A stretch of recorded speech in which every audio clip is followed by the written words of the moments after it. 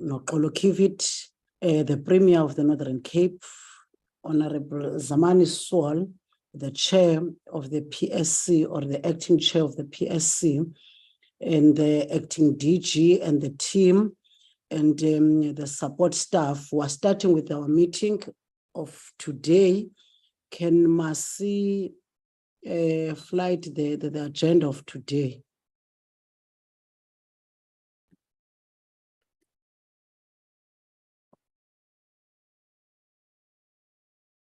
No, thank you very much, honorable members. This is the agenda of today with only 3 items, and you are all welcome to the Portfolio Committee of the Public Service and Administration, and feel free to participate to this meeting. And let me first also welcome the Minister amongst ourselves, Minister Noxolokivit, and also the Premier of the Northern Cape, Honorable Zamani, and also the Chair, the Acting Chair of the PSC, and all of you. You are all welcome to this meeting of this Portfolio Committee, and that I think, honorable members, it will be the shortest meeting of the day. You are all welcome, honorable members, and we'll quickly move to the second item, which is apologies, Masi. I've just seen 2 apologies of Honorable Mutsipe and Honorable Komane. I'm not sure if there are other apologies from honorable members. Masi. Good morning to you, Chair, and honorable members, ministers present, the Premier, and colleagues. No, Chair, those are the 2 apologies from the members' side, Chair. Thank you so much. No, thank you very much. Chair, I think we do have the standing apology for Honorable James, Jojo James. Okay, which is, we've got the standing apology of Honorable James. Chair. I can't see you. Chair, it's Komane.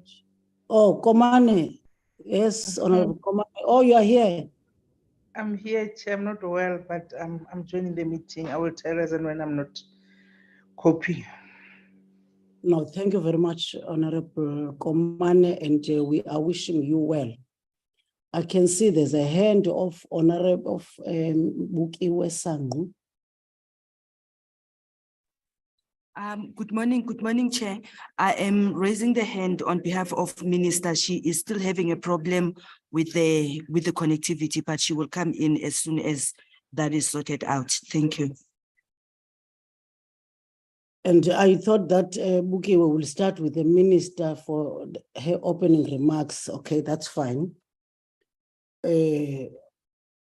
Honorable members, on the 1st of March, 2023, the Department of Public Service and Administration, together with the Public Service Commission, were invited to come and account on the implementation of the lifestyle audits and the financial disclosure framework in the public service. And the committee was dissatisfied about the implementation of this lifestyle audits in the public service, which included the outsourcing of the audits to the law enforcement agents. And during the oversight, the committee, in the Northern Cape, the province, and I'm happy that the Premier is here himself, presented its standing regarding the lifestyle audits. Hence, we have extended the invite to the province to clarify us on the matter. We further requested the Public Service Commission to provide an objective view on the financial disclosure framework and the lifestyle audits guidelines to determine if there are some similarities between the 2 frameworks. So, honorable members, will then request that the minister or the deputy minister, if it's here, to do their opening remarks, and immediately the presentation of the department as per the agenda. And immediately after the department, I will quickly then give the Premier of the Northern Cape to do his remarks. Then there will be the presentation of the province. And then the last presentation will be the acting chair, that is Honorable Dr. Boshoff, that will then speak just before the presentation of the Public Service Commission. And therefore, now that the meeting has been opened, I will then request that the Minister, Honorable Nokolo Kivit, do her opening remarks if she's in the platform. Bukiwe. Thank you, Honorable Chair, and a good morning to your good self, to the honorable members of the committee, to the team from the department, from the Public Service Commission, and our honorable Premier from the Northern Cape, and to our support team. A good morning to us all. Let me start by sharing the apology of our Deputy Minister who's abroad, again on a mission, leading a delegation attending to an international, in fact, an African region anti-corruption forum in the public sector. So we also have our DG, who is leading as the chair of the African region structure of APAM, which is an African forum for managers in the public sector. And therefore, Chair, let me start with those two apologies, and let me appreciate the invitation to the committee. It is important that, especially for this committee, those areas that are important to clean governance and to ensuring a true effort in building a developmental capable state.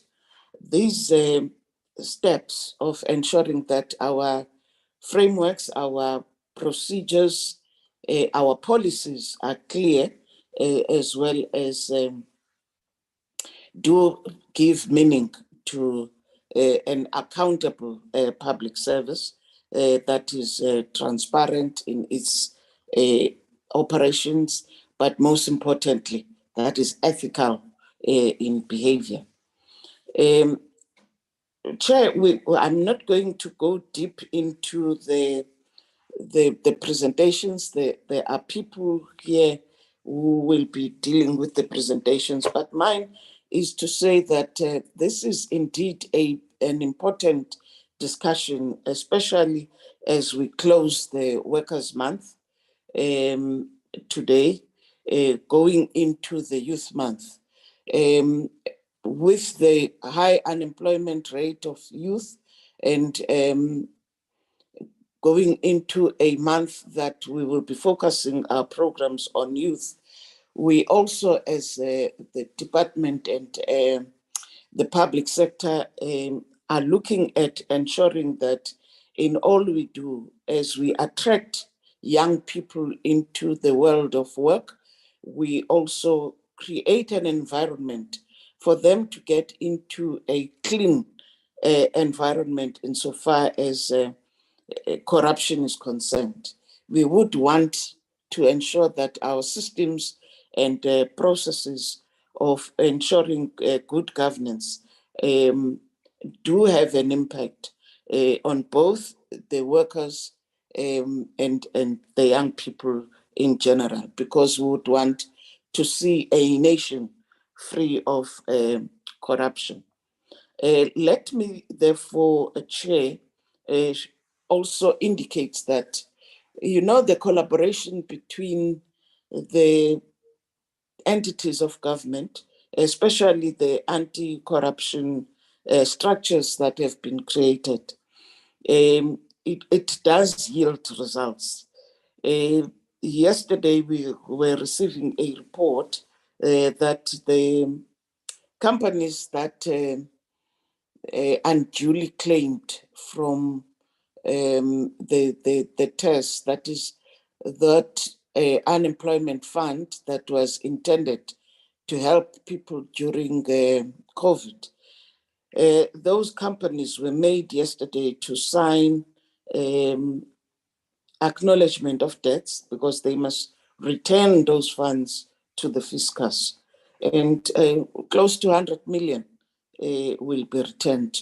So for some of us, it does help us when our systems are talking to each other, and when our systems are ensuring that the public purse does what it is intended to do, and it is protected from those corrupt elements in the system. We are therefore here, Chair, with a team from the PSC. Dr. Boshoff is one of the commissioners in the PSC. He is leading the team from the PSC today. We also have acting, well, he will be acting DG today, Nico Mabunda, who is standing in for our DG. I have those two who are ready and willing to take you through the presentation, which has been circulated. That being said, we once again appreciate this opportunity to be in front of the committee, because this helps us again to be on our toes in terms of the work that we do. They are all supported by a number of officials who will be presenting. Matume from the Office of the Public Service Commission, but Dr. Boshoff is on the platform from the PSC, and Nico will lead the presentation. Thank you, Nico. Mabunda, over to you with your permission, Honorable Chairperson. Thank you. No, thank you very much, Honorable Minister. And then I'm handing over then to the acting DG, Tinyuko. Good morning, Honorable Chairperson, and good morning, Honorable Minister and members of the Portfolio Committee and senior colleagues that are in the meeting. I want to ask, with your permission, Minister, if we could ask the Program Manager for Lifestyle Audits and Financial Disclosures, Dr. Solomon Vermaak, to make the presentation on our behalf. Thank you.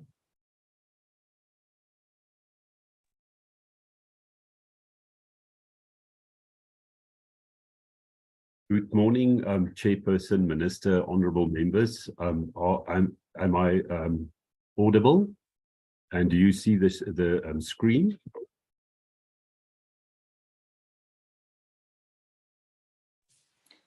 Yes, we do. Only if you can make it on presentation form. There it is. Thanks so much, Chair. To start with the presentation, I was asked to brief the Portfolio Committee on the distinction between the Financial Disclosure Framework and the Lifestyle Audits Framework and its intent and purposes in the public service. So the Financial Disclosure Framework was the first framework that was introduced by government to introduce a level of transparency, especially around the disclosure of the finances of public servants. It was introduced in 2016 by the Minister for the Public Service and Administration, and it was issued by means of the Public Service Regulations. Now, Chapter 2 of the Public Service Regulations, and especially Part 3 from Regulation 16 to 21, deals with financial disclosures and provides the financial disclosure framework for the public service. And this is partly in response to the requirement that we as a country have when we ratified the United Nations Convention Against Corruption, but it's also part of the anti-corruption strategy of government. So the purpose of this financial disclosure framework is to manage the conflicts of interests in the public service, specifically where it's a database where employees then disclose their finances, and this database makes it easy for government to see whether there is to track and monitor whether there is adherence to the Public Service Regulation Chapter 2, especially around the issue of gifts, other remunerative work, and later also the conducting of business with the state. Now, what the framework entails is, first of all, that the designated employees, such as the SMS members, the heads of department, and other employees or categories of employees that's determined by the Minister for the Public Service and Administration, disclose their financial interests via an electronic system. Now, the SMS members, including HODs, disclose in April each year, and the other categories of employees, that is now from level 9 to level 12, and it includes the OSD, but also is supply chain management and finance employees. They disclose in June and July, but every second year, so as to also alleviate the pressure on the system and also the work for the ethics officers, but also because of the risk assessment that's done, that it's better to have the senior managers disclose each and every year for good governance purposes. Now, the public service employees are required to disclose, in terms of Regulation 19, all shares, loan accounts, income generating assets, trusts, directorships and partnerships, other remunerative work, consultancies and retainerships, gifts and hospitality, ownership in immovable property and vehicles. And that is now the information that's on the database that is scrutinized by the ethics officers to see whether there is a conflict of interest. And the financial disclosures are then verified, as I've indicated, and they use also the database that is linked to the Deeds Office, the CIPC, which is the Companies and Intellectual Properties Commission, INATIS for the cars, and also then the internal registers of the department, especially here I'm looking at the gift registers and those registers where people applied for permission for other remunerative work and if they received so. So in the e-disclosure system, then they will also attach proof that they do have permission to perform that other remunerative work. And in that way, the system helps to also verify and make sure that what the employees are disclosing is the truth. So the intention at this stage was to promote and maintain a high level of professional ethics as is required by the Constitution, and also to encourage transparency, to manage any conflict of interest situation that is identified through the disclosure of this financial interests, and then also in the process to institutionalize the code of conduct, because now the public servant are then actually assessed to see whether that employee is adhering to the code of conduct, especially around the issue of other remunerative work and gifts, and in the process to institutionalize that practice and to also improve good governance. Now, up to here, the financial disclosure framework was actually just the database that was focusing on looking at the conflicts of interests that one can identified through the disclosure process. But in 2018, the president announced that lifestyle audits must be compulsory for all government employees. And after that, a framework was approved and a strategy. And on 1 April 2021, the Minister for the Public Service and Administration approved a guide to implement lifestyle audits in the public service, and requesting that it be implemented by all public servants and all public departments, and as such, making lifestyle audits compulsory. Now, when this was done, it also addressed the requirement of the United Nations Convention Against Corruption regarding the conflicts of interests, but it went further. It's not only to manage the conflicts of interests, but to strengthen risk management in departments, where they now focus on corruption and ethics, and using lifestyle audits then as a legitimate tool to identify risks and to address then corruption and ethics. It's also then further to address the issue of unexplained wealth amongst public service employees, because if you do have a database and you know what people disclose, we also in government know what a person is paid for a salary. And then based on that, a review can be done to see whether that person is living beyond his means. Where there's issues that a person probably had more properties or so, then that is investigated. It may be that the person comes from an affluent family, has won the lotto, whatever the case may be, but that would then be determined through the investigation process. And then it's also to then deter corrupt behavior when there's then evidence that the person is definitely living beyond his means and that the person cannot explain where that wealth comes from. So this is what the purpose of this was, to strengthen the ethical conduct in the public service. Now, this process entails then the following. It's introduced as part of the public service regulations in 2016, where it's then a legitimate mechanism, as I've indicated, to analyze ethics and corruption risks as part of the system of risk management of a department.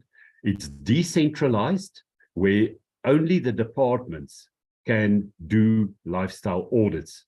For example, the Public Administration Ethics, Integrity and Disciplinary Technical Assistance Unit does not have a mandate to investigate or to do lifestyle audits. We oversee and manage the process, set the norms and standards. So the information on the e-disclosure system is verified by the department. And in the department, it's verified by the ethics officers as per the regulation to do then the lifestyle review. And this is where they then use the database, which is the financial disclosure system. They utilize that system to verify what the individual disclosed as part of the disclosure process, to see whether that is correct, if there's any omissions, and then to also determine whether, based on what was disclosed, if this person is living beyond his or her means. And then also to look at the issue of conflicts of interest that may point to corrupt activities, also the issue of gifts and so forth. And if that is, it's determined that there is definitely something untoward, then an investigation is opened. And then the department investigates that the case. If they do not have the capacity, they can outsource or request the law enforcement agencies to assist them, especially the SIU, who has previous experience with lifestyle audits. And if they then find that there is a case to be made for criminality, they open a case with the police for investigation, and then they will follow the criminal process and charge the person, and then if guilty, the person will be convicted. But if the source of the unexplained wealth cannot be determined, and this will be in a very few cases, not every single lifestyle audit case that is started. Then they will utilize the assistance of an auditor to do the money trail and to see where the wealth is hidden, who was the beneficial owners, and then based on that, they will then have enough evidence to assist the police again so that the case can continue. But the lifestyle audit starts with a review process. If there's nothing found, then the lifestyle audit process stops. If it finds that there's maybe cases that must be opened, then the second step kicks in, and that is the lifestyle investigation process. If the investigation is concluded, then the lifestyle audit is concluded. If there's no evidence, then the lifestyle audit is concluded. Now, the intention of the lifestyle audit framework was to determine if employees live within their financial means, if they can explain other sources of income that they receive, and that they also do not feed their lifestyles with the proceeds of crime. And that therefore the intention is to build an ethical public service with professional employees who focuses on service delivery and not on self-enrichment. Now, if one then looks at the similarity between the lifestyle audits and the financial disclosure framework, it's a very fine line where the financial disclosure framework was adopted as the first tool to address conflicts of interests, where it was mostly around the creation of a database, where both are actually aiming at strengthening conduct and giving heed to the Section 195 of the Constitution, but the lifestyle audit process going one step further, where it uses the information that is contained on the database to perform a risk assessment to identify if an employee is living beyond his or her means. And that is where the two systems actually joins, because the first leg of lifestyle audits is actually the process where you verify the information on the database to make sure that what was submitted is 100% correct and that there's no omissions where people forgot to actually list the properties that they do own. And as such, the financial disclosure system is the backbone for lifestyle audits, because that is the source of the information that one will use to identify whether there is unexplained wealth and conflicts of interest. And both of these, if the two gel like it gelled in this case, it's called a dual financial disclosure system, which is also in operation in the northern parts of Africa and also in our neighbors, Botswana. So both of them are part of the government's anti-corruption system to address conflicts of interest and corruption risks. And the same way we have like vetting that also looks at the security competency of people. And there's also a direct interface with the lifestyle audits, where if you find then that there's any information that's disclosed on the financial disclosures that may have an implication on a person's security competency, it can be then referred to the vetting officers to also look at that. And also the issue of integrity testing. All of them are needed in order to have a proper system to make sure that we have a proper transparency and a proper constitutionally sound system that when it's correctly applied, people who's doing wrong will be identified and will be taken to book. Now, just to conclude, there is work done currently by the DPSA to also improve both processes.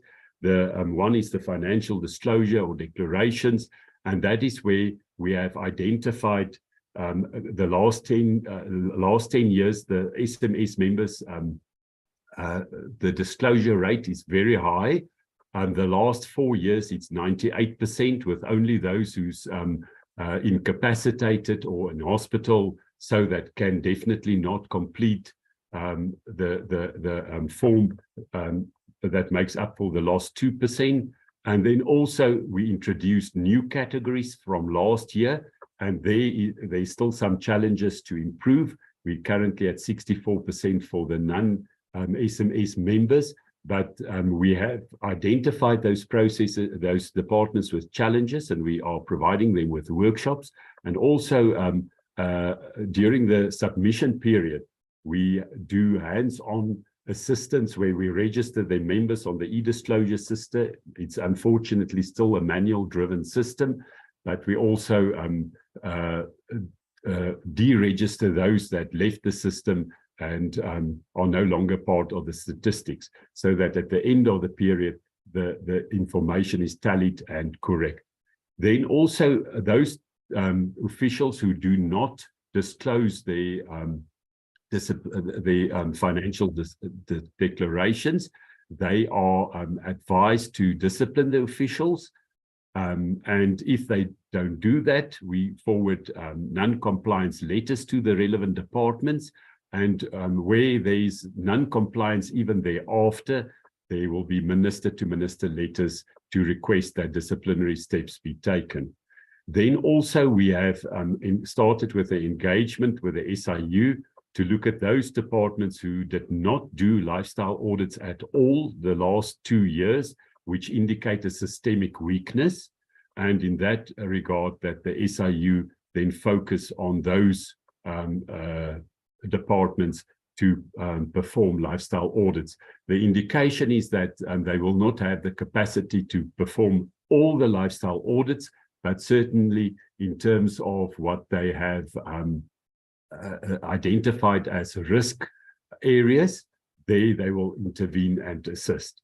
Now, the more and more departments started to perform lifestyle audits, and we've seen a keen improvement in the detection of conflicts of interest, where from last year, January, only 47 provincial departments started with lifestyle audits.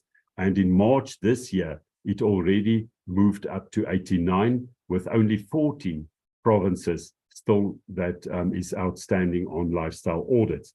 In the national departments, we had 36. In January 2022, it was 27. And in March 2023, it's already 36, with only 8 outstanding departments. And those would typically be the departments that will be discussed with the SIU. So with that also, the number that is now only mostly on the first step of lifestyle audits, which is the reviews. But we've also seen that last year it was only the Western Cape who referred investigations. This year there's 7 more investigations or departments who referred cases for investigation. And these cases may be just allegations. It may be that there's conflicts of interest or so. It's not to say that there's any unexplained wealth, but that will be tested. Chair, that is the end, brings me to the end of my presentation.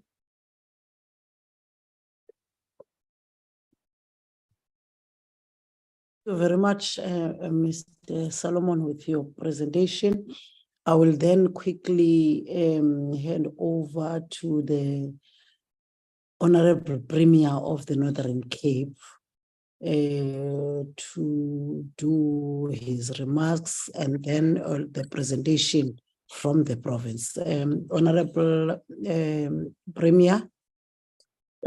Thank you very much, Honorable Chair Weber, and let me also pass my greetings to Minister Kivit and her team, and also on this cold and rainy morning in Kimberley, let me greet all the honorable members who are part and parcel of the Portfolio Committee on Public Service and Administration. Let me start by also thanking you for these engagements, just from the presentation which was made by Dr. Solomon from the Public Service and Administration. I think we got some better view and better insight in terms of our understanding of the different processes and how e-disclosure fits into the work of conducting lifestyle audits.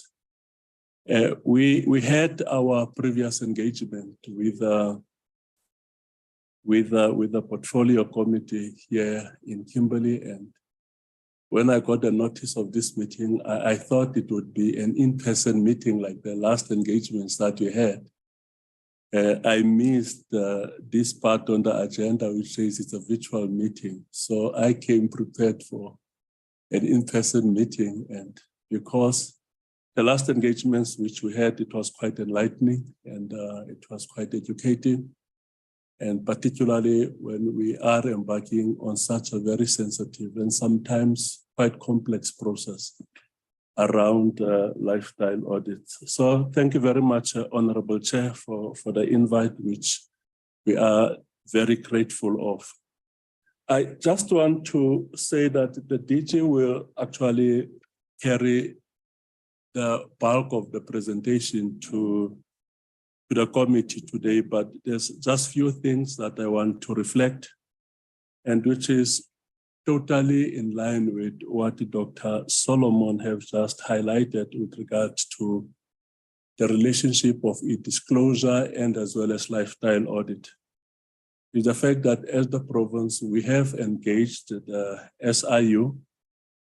We've got a service level agreement which have been signed with the SIU, and that service level agreement was also endorsed by the Provincial Executive Council. Work that has been done so far is that in terms of the service level agreement, we gave the SIU 400, it is 235 names of senior managers who must be subjected to lifestyle audit, plus 213 in the supply chain management. Those are the names that we've provided to SIU to conduct lifestyle audit. The lifestyle audit service level agreement also includes the building of capacity of all risk officials and anti-corruption and ethic officials in the province. What basically we want to achieve with the service level agreement is basically twofold, and I think I need to bring it to the attention of the honorable members that the service level agreement is only for 12 months. And in terms of that service level agreement, we want, number one, to have lifestyle audits conducted on the 448 people that have been identified in the Northern Cape Provincial Administration. But linked to that, which is a very critical element of the service level agreement, is to ensure that we build on the current capacity that we have, so that we can be able to conduct the lifestyle audit as the provincial administration without outsourcing it. So what we expect from the SIU, they do have capacity, and currently in the Northern Cape, in each and every department, we do have a risk and ethics unit, but those risk and ethic units, they don't have adequate capacity. We want to use the experience and the capacity which is in the SIU to build on the current capacity that we have. Also, the agreement is between the SIU and the Office of the Premier, and on behalf of the entire Northern Cape Provincial Administration. Hence, it was also tabled in the Executive Council meeting, and it was adopted. I think I also need to highlight the fact that the starting point and one of the challenges that we had is the fact that our officials who are working in the ethics and risk units of the different departments in the province were not vetted. We managed to rope in the services of the State Security Agency to get all of them vetted. which put us in a much better position to use them, be part and parcel of conducting the lifestyle audits in the province. So that's the work that we've done, and with constant contact that we had with the SIU, the report that they gave us is that they might be ready next month to start with the first bunch of individuals who will be subjected to a lifestyle audit. And I must mention, in terms of the service level agreement, we were expected as the provincial government to appoint a licensed person who will liaise, be a project head for this service level agreement and the terms of reference that we've concluded with the SIU. The person is appointed and the SIU have appointed the project manager. So we done all the legwork that is expected on our side with the support of the SIU. And I think as we are having this meeting now, the province is quite ready to kickstart the process of conducting lifestyle audit on the officials of the provincial administration. Thank you very much, Honorable Chair. I will definitely hand over now to the DG just to give some more details on the work that we are doing and why is it that as the province we decided to rope SIU because of the limited capacity that we have in our risk and ethics units in the different departments. Thank you very much, Honorable Chair, for this opportunity. Thank you very much. Yeah. Yes, you can proceed, DG. Thank you, Honorable Chair, Minister, and the honorable members and colleagues present at this August meeting. I think Premier has dealt with the gist of the issues that the presentation covers, but for purposes of this presentation, Honorable Chair, I'll go through the presentation that we have presented to this committee. Firstly, it's the purpose thereof, it's that we have been requested by the Portfolio Committee for Public Service and Administration for a briefing on our use or our intended use of the law enforcement agencies to conduct, and I must also add, and provisioning of support services on lifestyle audits in the Northern Cape Province. This is pursuant to the Portfolio Committee having had a session in the province during the month of March 2023, which was an in-person one in the Office of the Premier in the Northern Cape. And at that stage, the Office of the Premier was still busy in consultations with the SIU and state security agencies in respect of our intentions to have them to assist in the conducting of our lifestyle audits. The purpose thereof is to report on the progress that had since been made since the last Portfolio Committee meeting. And as the Premier has indicated, there has been quite a lot of progress that has been made. Now, further on the background is that the requirement for reporting on lifestyle audits to DPSA started in January 2022. And that is the part of the department's risk and ethics management strategy.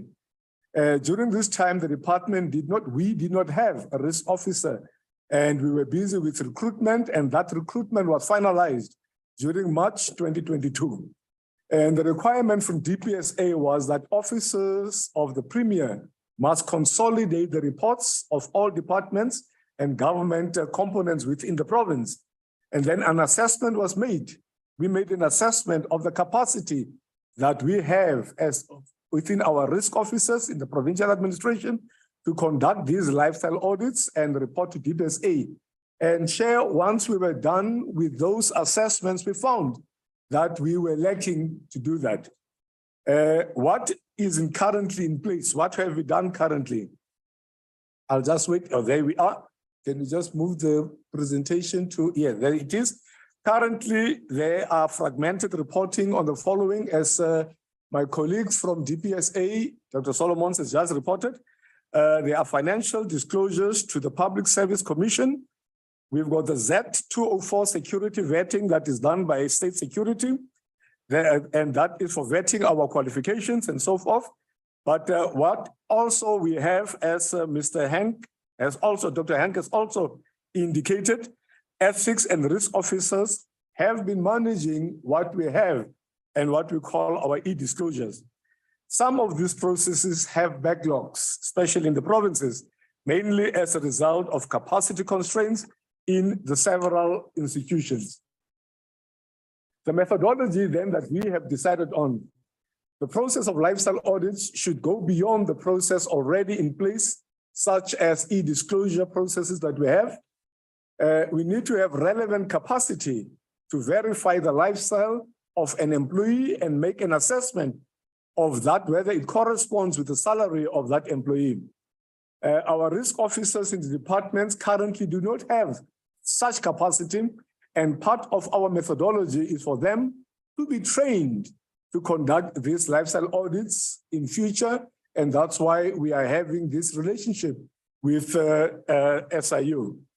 Our law enforcement agencies, such as the SIU and SSA, are already in the space of investigations and have legislated powers to seize required documents for the assessment that we intend doing. Our intention is not to have a desktop exercise that entails only verification of that which is provided by the employees, but to go beyond, to search and seize if it is necessary. Continuation of the methodology to have a qualitative and rather a quantitative approach, and that's also to investigations will be done on, amongst others, the following. One, identification of our IDs, driver's licenses, etc., of the employee, the spouse and children, divorce decrees if they are applicable, all educational academic qualifications of the members and memberships if they are related to any professional bodies, statements of all accounts like bank, clothing, loans, and so on, deeds of trust if we do have those, if they are applicable, administration orders if they are applicable, the latest salaries or advice or pay slips, completed and signed consent form of criminal record checks if they are available, completed and signed consent forms for academic records as we've indicated, fingerprints, electronic or manually taken, proof of address, current dwelling where the person has been habitating for the past 3 months or so, progress to date, and I think that's where Premier has indicated what have we done this far. A service level agreement and terms of reference has been signed with this SIU. That was done on the 11th of the month of April 2023 for them to conduct lifestyle audits on the 235 senior managers and also 213 supply chain managers within the provincial administration. And what we have done also prior to that, all our risk and ethics officers have already been vetted by state security. That was done during the months of November, December 2022. Also included, what we also want to do is to build capacity for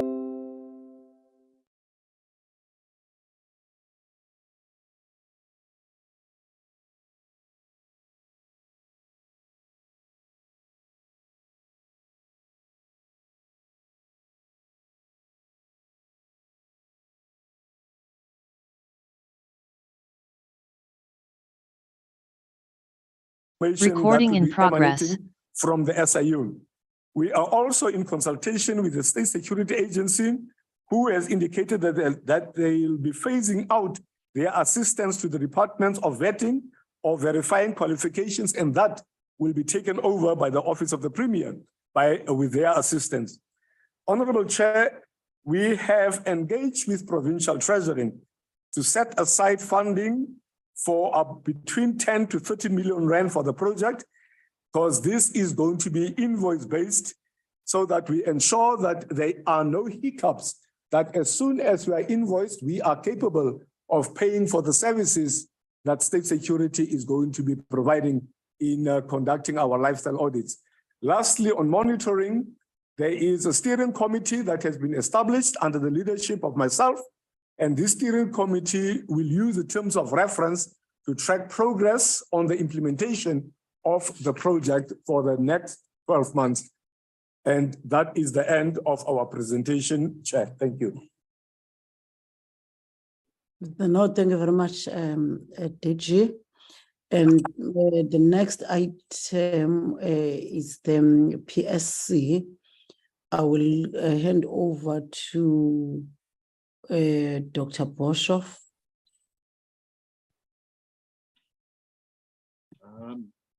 Good morning, Honorable Chair, honorable members. Also, good morning to the Honorable Minister of Public Service and Administration, the Honorable Premier of the Northern Cape, and then also the senior officials in attendance. Honorable Chair, allow me just to inform you that the chairperson of the Commission, Professor Fikeni, is unfortunately unable to attend today's meeting. He has commitments with the Western Cape Legislature today, so he has requested me to stand in for him and to represent the Commission at today's meeting. Chairperson,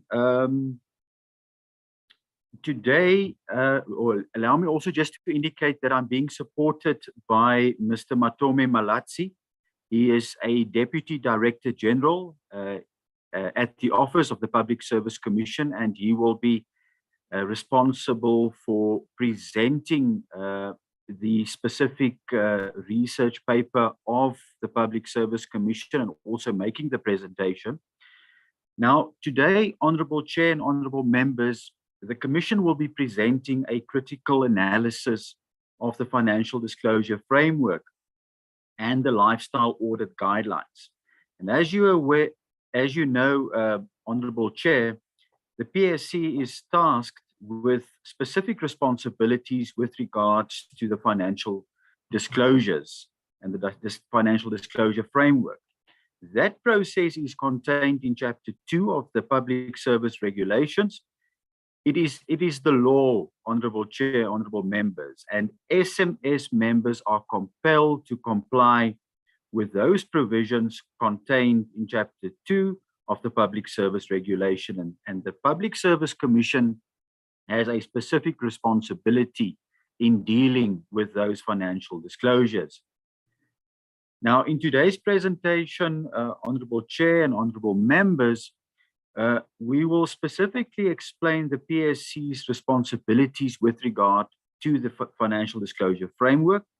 We will also provide you with background information on lifestyle audit research that we already conducted in 2011, just as background information.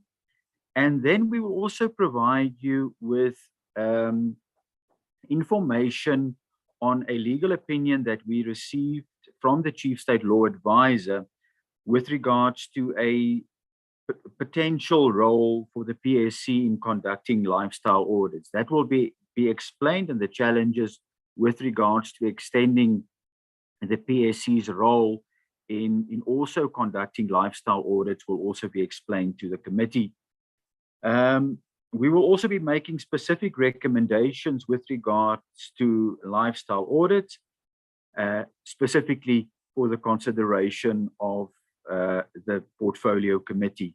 On that note, Honorable Chair and Honorable Members, with your permission, I'm going to request Mr. Matome Malatsi then to take you through the presentation. Thank you very much, Chair.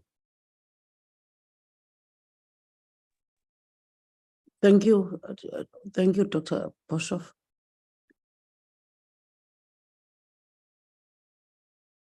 Thank you very much, Chairperson. I displayed my picture just for you and the honorable members of your committee to see who's presenting, but I'll close it so that it doesn't affect the quality of the transmission. Allow me to acknowledge the presence of our Minister, Honorable Notolo Kivit. Also, the attendance in the meeting by the Premier of the Northern Cape, Honorable Dr. Zamani Sol, Dr. Henk Boshoff, our Commissioner, and fellow colleagues. Also, allow me not to repeat, Honorable Chairperson, what has been covered so as to save time for deliberations by members of the committee. I will indicate those areas that have been covered as I proceed. Move the slides.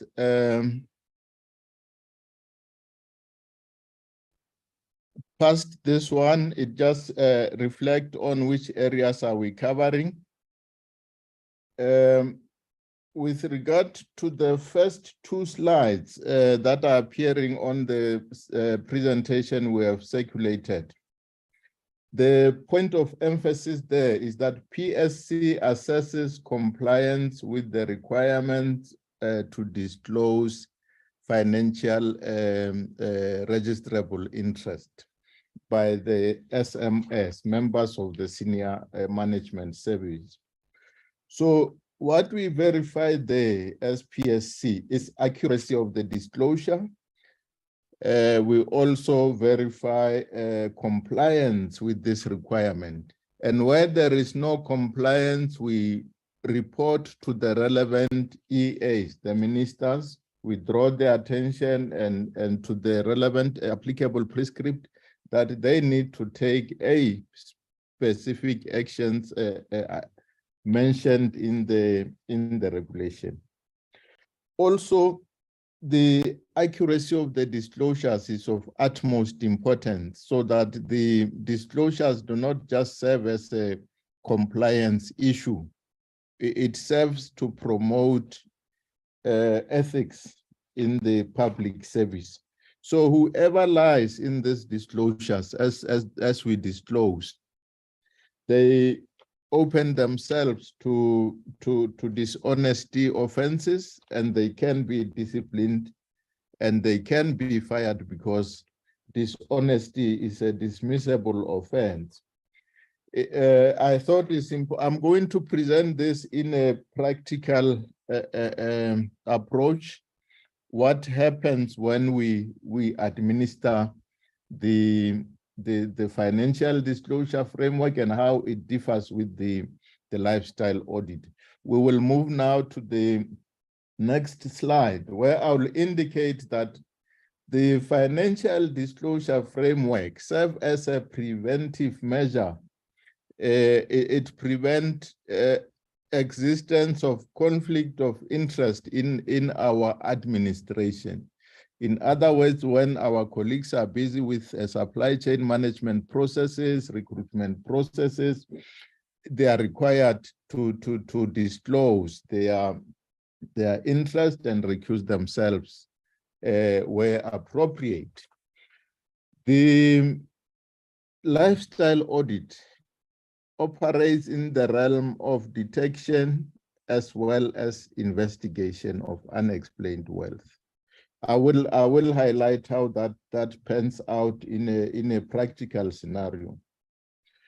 Dr. Solomon, my colleague, has covered a number of areas, so I will not allow me not to repeat those in the interest of time. We have observed that where there is awareness of these processes, the financial disclosure framework, its intended objective, as well as the lifestyle audit on the other hand, meaning unexplained wealth, including hidden wealth, will be discovered and people taken to task. So once there is awareness and appreciation of that fact, these instruments serve to serve as a deterrent of an ethical behavior in the public service. Can you move on to the next slide?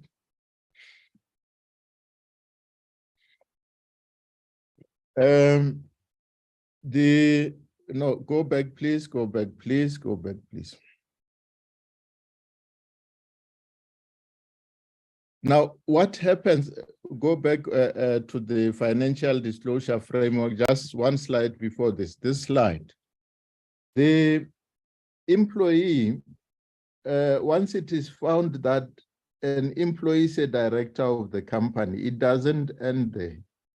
The further evaluation is whether that company is registered on the central database of government. And once that is the case, the only purpose for registering on the central database of government is to do business with government. Nothing else but that purpose. What it means then is that that employee has is liable to explain themselves on what we call potential conflict of interest. In other words, they are intending to do business with the state, a phenomenon which is prohibited by law. So in our findings, we'll say, in this department, there is so many potential conflict of interest, and explain the companies, their directors or listed directors, where are they listed, or the databases in which they have submitted, and that they must be approached to explain themselves. If the explanations are not making sense or justifiable, then appropriate action be taken against those officials. Then if that it didn't end with the registering at the central database of government, but the company went on to do business, then we talk of actual conflict of interest, and the identified officials must be subjected to discipline. We know that it's also a criminal offense in terms of the PAMA, and the appropriate criminal prosecution processes will be registered. What does lifestyle audit entail? In the next slide. During the PPE corruption investigations by law enforcement agencies, it has been realized how officials would collude with companies. Then the kickbacks are not paid to them directly. They go into the account of the spouse. They go into the account of the granny who's at home just receiving their SASSA grants. But the lifestyle audit, its nature, its capabilities is to reveal such actions on the part of the officials, because we are assisted to the great extent by the Financial Intelligence Center, because it has got access to all financial intelligence systems in our country. So if there is no investigation within the Public Service Commission relating to a particular official, we will draw the attention of the minister and say, EA, please take note that there is suspicious revelations around this official. There must be a lifestyle audit conducted.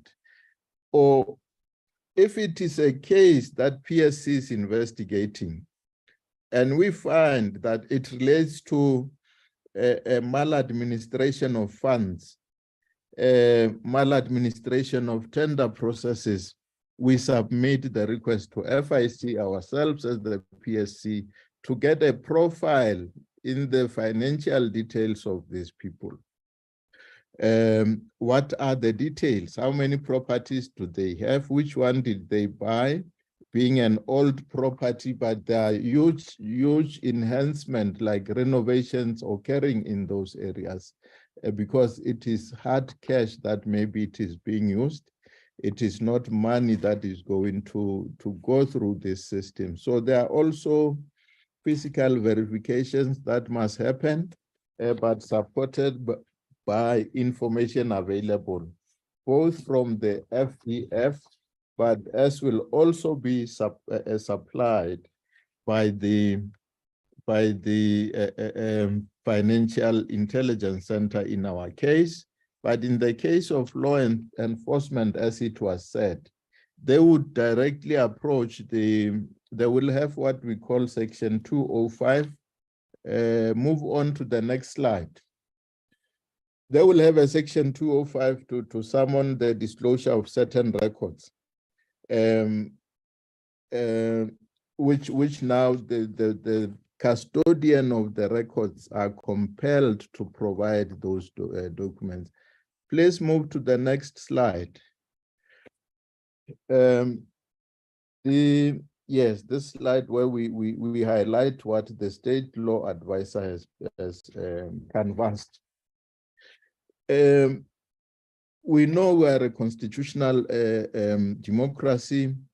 Right to privacy is one of the rights, but that right can be limited by the law of general application. What does that mean?